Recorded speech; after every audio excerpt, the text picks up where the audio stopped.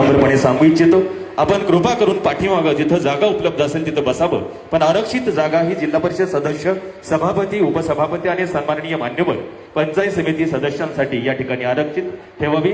जिल्हा परिषदेचे सन्माननीय सदस्य माझी सर्वांना विनंती आहे, पाठीमागे थांबलेला भाऊ या स्टेजच्या बाजूला इकडे मोकळा आपल्याला एक पडदे उघडायचे तर स्टेज व्यवस्था आणि आसन व्यवस्था करणारे जे काही तंत्रज्ञान आहे त्यांनी खुर्च्या टाकायचे त्या बाजूला, दोन्ही बाजूला खुर्च्या टाकाव्या ही विनंती।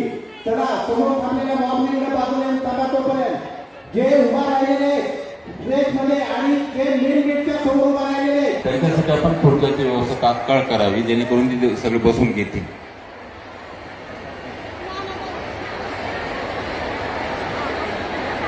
या ठिकाणी होते आहे।